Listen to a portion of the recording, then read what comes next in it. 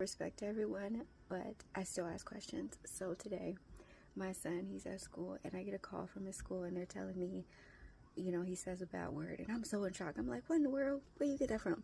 Like, what?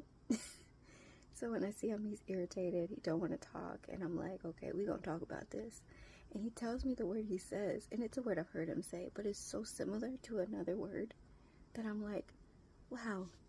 Imagine I walked into this conversation and I was like, how dare you do this? You're in so much trouble. You're going to be grounded. Instead of asking questions.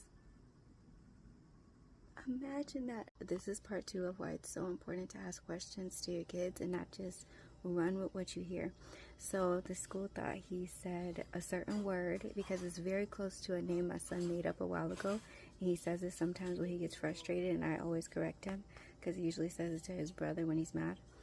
But on that walk home, like when I was asking him these questions, I realized you can shut down your child's voice by not actually listening to them, because it would have been easier to just run to frustration. Why would you do that? Why, instead of trying to hear not only the why did you get mad, but what was your perspective of what happened?